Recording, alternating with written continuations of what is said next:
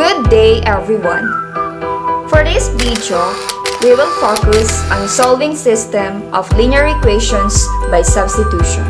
The substitution method of solving a system of linear equations enable us to reduce the equations with two unknowns to one equation with one unknown. For example, let's consider the equation or the system x minus y is equal to negative 3 and x plus 4y is equal to 7.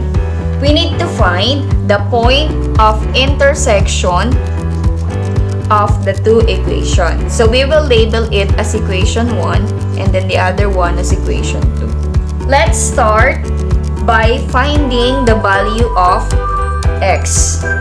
So x is unknown, so we are going to find x. Now, in finding x, you may use any of the two equations. But since I find the first equation easier, then I'm gonna use equation 1. So I'm gonna use equation 1. So we are going to have x minus y is equal to negative 3. Then let's look for the value of x. We need to isolate x. So we will move y on the other side of our equation. This will become x is equal to, negative will become positive, minus 3. So x is equal to y minus 3. Now, after finding the value of x, we may now substitute the value of x to our second equation. Let's use equation 2. So x plus 4y is equal to 7. Now, we're going to change the value of x here. It will become y minus 3 plus 4y is equal to 7. After that, we need to combine like terms to simplify. So, y plus 4y is equal to 7. Then, we are going to move 3 on the other side. It will become positive. Then, we are now ready to simplify. So, y plus 4y is equal to 5y is equal to 7 plus 3 is 10. Then, since we have a 5 here, we need to divide both sides by 5. So, our answer is y is equal to 10 divided by 5 is equal to 2. Now, we already get the value of y.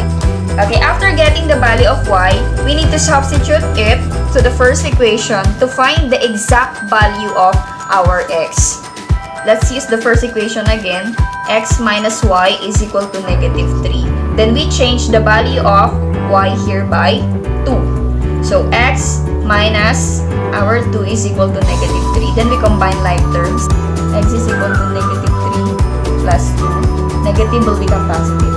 So x is equal to negative 1. Now we get the value of x and y. So I'm gonna rewrite it here. So it will become negative 1 and 2. So this is the value of x and this is the value of y. After getting the value of x and y, which is this one, we are going to substitute it to our equations. So let's rewrite the equation as x minus y is equal to negative 3 and then the other one is x plus 4y is equal to 7. So let's substitute the value of x and y on both of our equation. So ayan, so x is negative 1, so palitan natin si x ng negative 1. Then si y is 2 is equal to negative 3. Then we simplify, negative 1, negative 3 is equal to negative 3. So this is true, meaning to say this is correct for the first equation. Now let's check for our second equation. So palitan ulit natin si x ng negative 1 plus 4 times the value of y, which is 2 is equal to 7. So let's simplify. 1, negative 1 plus 4 times 2 is 8 is equal to 7. Negative 1 plus 8 is 7 is equal to 7. So this is true again for our second equation. Now we can conclude, we can now write our answer. So therefore, the solution negative 1 and 2, or the value of x that is negative 1 and the value of y that is 2 is the solution of our system.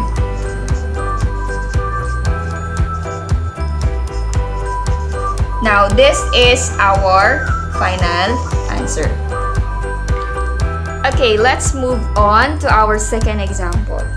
Okay, let's say we have the system y is equal to 2 times x minus 3 and 3x plus 4y is equal to negative 24.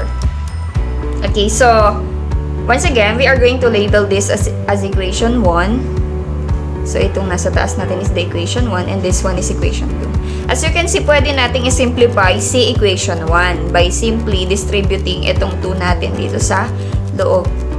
So, this will become 2x minus 2 times 3 is 6. So, y is equal to, ba't ko siya sinulat? So, y is equal to 2x minus 6 para hindi tayo mahirapan. Since naka-y na siya, pwede nating simulan sa paghanap ng value ng y. Kanina inuna natin yung value ng x. Ngayon, may y na tayo, so pwede na natin gamitin to as our first basis. So, y is equal to 2x minus 6. Now, ito, pwede na natin siyang i-substitute dun sa second equation natin. So, nilalabelan ko siya ng equation para matandaan natin na this is equation 1. Now, yung equation 2 natin gamitin natin. 3x plus 4y is equal to negative 24. Then, let's substitute the value of y dito sa ating second equation. So, 3x plus 4 times the value of y, which is 2x minus 6 is equal to negative 24 para mahanap natin yung value ng x. So, 3x plus 4 times 2 is 8x. Then, 4 times negative 6 is equal to negative 24. Is equal to negative 24. Okay, let's combine like terms. So, 3x plus 8x is equal to 11x.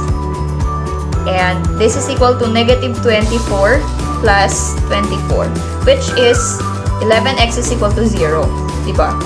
So, divide both sides by 11. So, our answer is, so be cancel out. X is equal to 0. Yan, hanap na natin yung value ni x. Now, let's look for the value of y.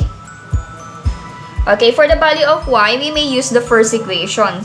So, pwede natin gamitin ulit ito or yung ating sinimplify. So, try natin gamitin yung hindi pa nakasimplify yung equation 1. So, y is equal to 2 times the value of x, which is 0, minus 3. So, y is equal to 0 minus 3 is equal to negative 3. So, y is 2 times negative 3, negative 6. So, ayan, ang bilis. Nahanap na natin agad ang value ng x and y. So, ilagay natin siya dito para matandaan natin. So, x is 0 and y is negative 6. So, naka-point siya. Yan yung point of intersection nila. So, i-prove natin kung solution ba talaga siya or hindi ng ating system. So, y is equal to 2 times x minus 3. Tapos, yung isa is 3x plus 4y is equal to negative 24. If this points satisfy the equation, then solution siya. Okay, so let's label it as x and y, then substitute it here. So, y is equal to negative 6. So, let's change y by negative 6 is equal to 2 times x, which is 0, minus 3. So, negative 6 is equal to 2 times 0 minus 3 is negative 3. Then, simplify. Negative 6 is equal to 2 times negative 3 is negative 6. And this is correct. So, that is true for the first equation. Now, let's have the second. 3 times the value of x, which is 0, plus 4, substitute the value of y, which is negative 6, is equal to negative 24. So, 3 times 0 is cancelled. Plus 4 times negative 6 is negative 24. And that is equal to negative 24. So, this is true as well for the second equation. Therefore, 0 and negative 6 is a solution. So, ayan. We're done. Okay, for our final example, let's have the system 3x minus y is equal to 28. And 7x plus 3y is equal to 60.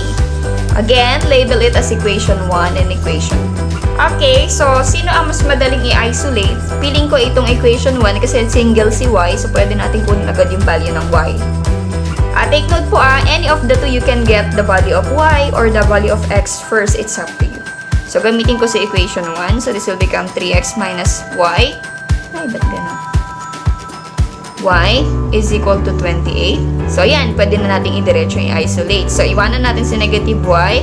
Then, move 3x on the other side. Magiging positive, negative, I should say. 3x siya plus 28. Siyempre, hindi naman pwedeng negative si y natin. So, we divide both side by negative 1 para maging positive siya. So, negative divided by negative is positive. So, this will become 3x. So, positive divided by negative is negative.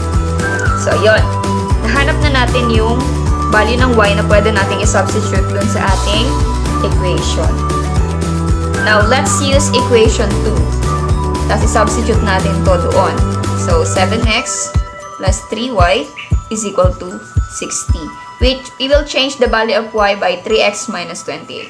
So, 7x plus 3, substitute 3x minus 28 is equal to 60. So, 7x plus 3 times 3 is 9x. 3 times 3x. Then, 3 times negative 28 is equal to negative 84 equals 60. Now, combine like terms. So, 7x plus 9x, maiwan siya dyan, is equal to 60 plus 84. So, 7x plus 9x is equal to 16x. Is equal to 60 plus 84 is 144. Now, since we have 16 here, we need to divide both sides by 16 para ma-simplify natin yung value ni x. So, this will be x is equal to 144 divided by 16 is equal to 9. Yan. So, nahanap na natin yung value ng x natin. Now, let's substitute it to our first equation para mahanap natin yung value ng y. So, let's use the first equation again. 3x minus y is equal to 28. So, we will change the value of x by 9.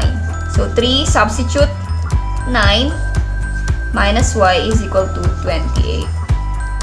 So, 3 times 9 is equal to 27 minus y is equal to 28. Now, siyempre, combine natin yung like terms. So, move natin dito kasi hindi kasya. So, negative y is equal to 28 minus 27. Negative y is equal to 28 minus 27 is equal to 1. Of course, divide both sides by negative 1 para positive si y. So, y is equal to negative 1. So, yun. Nakuha na natin yung value na x and y. So, lagay natin siya sa ordered pair. So, x is 9 and y is negative 1. Then, we are now ready to substitute this to our two equation para malaman natin kung true ba siya. Okay, so let's try the equation 1 here. 3x minus y is equal to 28. And syempre, yung equation 2 natin, 7x plus 3y is equal to 60. Then, we substitute the value of x and y to the equation.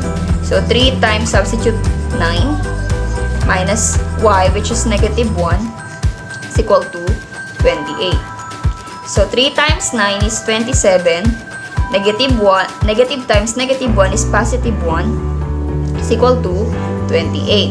So, 27 plus 1 is 28. And that is true for the first equation. Now, let's move on to our second equation. So, 7, substitute the value of x, substitute 9, plus 3, then we substitute negative 1, is equal to 60. So, 7 times 9 is equal to 63. 3 times negative 1 is negative 3, equals 60. 63 minus 3 is 60. And this is true as well for the second equation. Meaning to say, the solution, or therefore, the solution 9, negative 1 is true for both of the equations. So, we can conclude that 9, negative 1 is a solution to our system. If you have any questions, you may message me directly or just comment your question below.